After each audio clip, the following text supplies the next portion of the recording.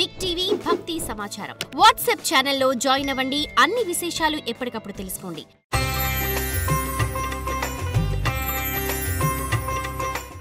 Big TV ప్రేక్షకులకు నమస్కారం.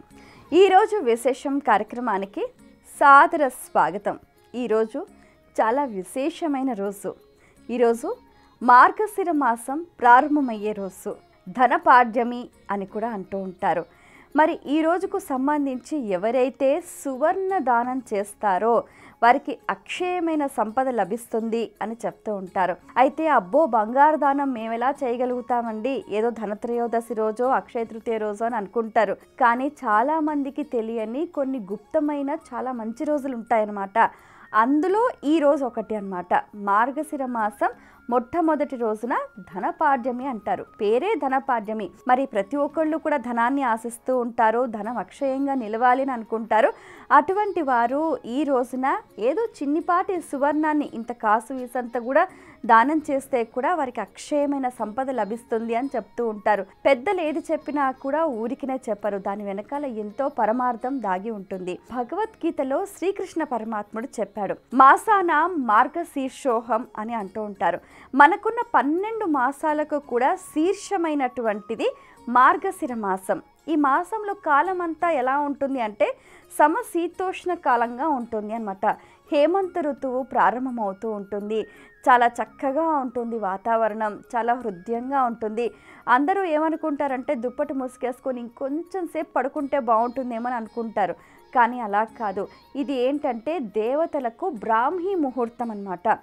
ఆ కాలం ఇది. సో మన ఈ మానవులకు సంబంధించి ఈ మార్గశిర మాసం మామూలు మాసం అయితే దేవతలకు ఇది బ్రాహ్మీ ముహూర్త కాలం అన్నమాట.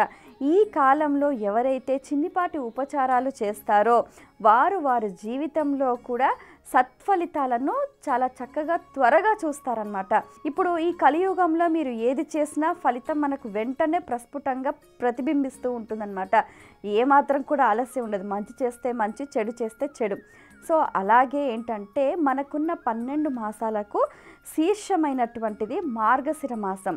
ఈ మాసంలో శ్రీ మహావిష్ణువు కేశవ నామంతో కూడా అధినాయకుడై ఉన్నాడనమాట. అయితే ఈ నెల రోజులు కూడా శ్రీ మహావిష్ణువుకు లక్ష్మీదేవికి ఎవరైతే కూడా ఉషోదయాత్ పూర్వమే చక్కగా పూజ చేసి వారికి ఇంత నైవేద్యం పెట్టి దాన్ని నలుగురికి పంచితే వారికి మంచి జరుగుతుంది అని కూడా మనకు పురాణాల ద్వారా అవగతం అవుతుందన్నమాట. అయితే ఏం నైవేద్యం పెట్టాలి అని అంటే పాయసం నైవేద్యం చేయాలన్నమాట. ఈ పాయసం ఏంటి అని అంటే గుడాన్న ప్రీత అని అంటూ ఉంటారు అమ్మవారు. బియ్యము, బెల్లము, నెయ్యి, పాలు, యాలుక్కలు అన్నమాట. సుగంధ పరిమళ ద్రవ్యాలు వేసి ఎంతో చక్కగా తయారు చేసిన ఆ పదార్థాన్ని నివేదన చేసి నలుగురికి పెట్టాలి. అలాగే స్వీట్ పొంగల్, హాట్ పొంగల్.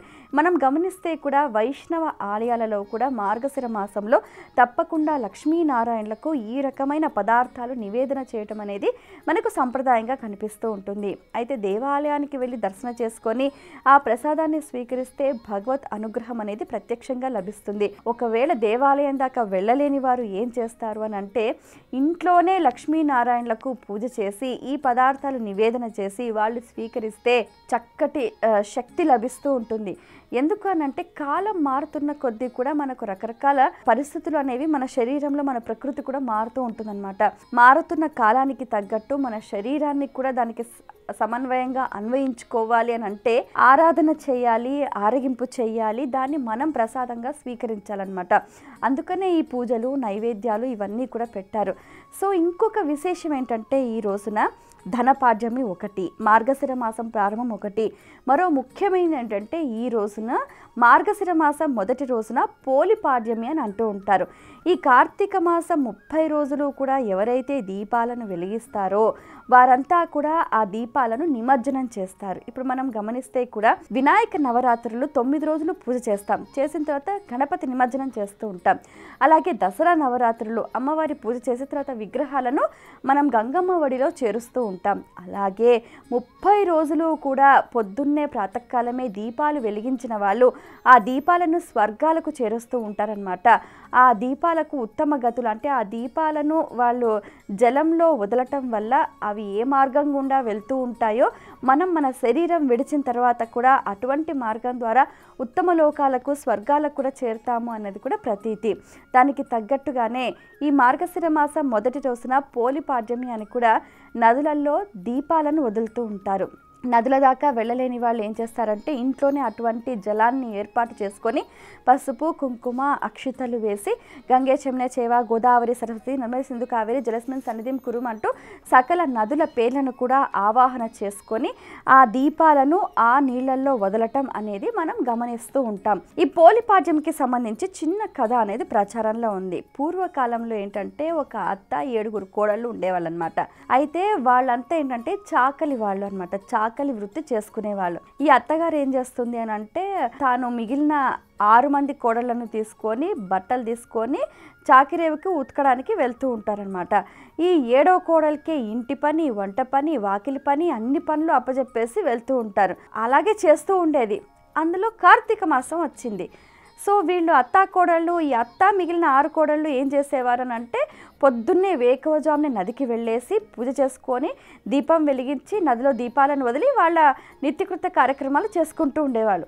పాపం ఈ 7వ కోడలికి చేసుకుందామంటేనేమో ఇల్లు కదలడానికి లేదాయే. పోనీ ఏం చేసేది? ఇంట్లో ఉన్న పెరట్లో ఉన్న ఒక చిన్న తులసి చెట్టు దగ్గరే తాను మజ్జిగ చిలికిన వెన్న ఉంటుంది కదా, ఆ వెన్న ఇంట్లో పత్తి ఉంటేను ఆ పత్తిని ఒత్తిగా చేసుకొని ఈ వెన్నను దానికి అంటించి ఆ తులసి చెట్టు దగ్గర బండ కింద కనిపించకుండా దీపారాధన చేసేదన్నమాట.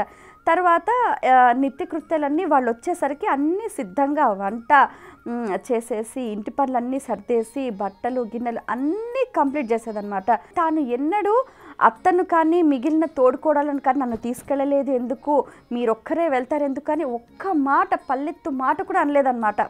ఇది మనం గమనించాల్సిన విషయం. ఇంటి పనంతా అప్పచెప్పినా నాకే ఎందుకు చెప్తారు అని కూడా అనలేదు. తన ధర్మం, తన కర్తవ్యం ఎంతో సౌశీల్యంతో, ఎంతో చక్కటి సత్ప్రవర్తనతోటి తనకు ఏదైతే లభించిందో దాన్నే భాగ్యంగా భావిస్తూ తాను చేసిందనమాట. దానికి ఆ పరమాత్ముడు సంతుష్టుడు చెందాడు. ఆ 30 రోజులు అయిపోయిన తర్వాత నిజంగా వైకుంఠం నుంచి విమానము విష్ణుదూతలు వచ్చి సశరీరంగా ఆ పోలిని వైకుంఠానికి తీసుకెళ్లారు. అదంతా పాపం ఈ చాకలి వాళ్ళు మిగిలిన 6 కోడళ్ళు అత్తగారు నదిలో దీపాలు పెట్టారు కదా, ఆ పుణ్య ప్రభావం చేత ఈమెను వైకుంఠంకి తీసుకెళ్తుంటే చూడగలిగారనమాట. లేకపోతే అది కూడా వాళ్ళు చూసేవాళ్ళు కాదు. సో అయ్యో మన పోలి వెళ్ళిపోతుంది అని చెప్పి ఆమె కాళ్ళు పట్టుకొని చేతులు పట్టుకొని వీళ్ళు కూడా వెళ్ళడానికి ప్రయత్నించారు కానీ వెళ్ళలా, పడిపోతారనమాట.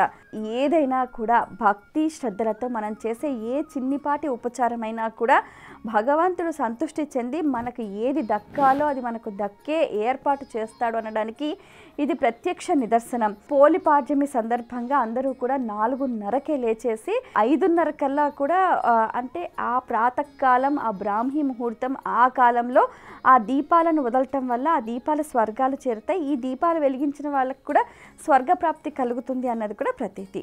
ఇది ఇవాల్టి విశేషం. స్వస్తి.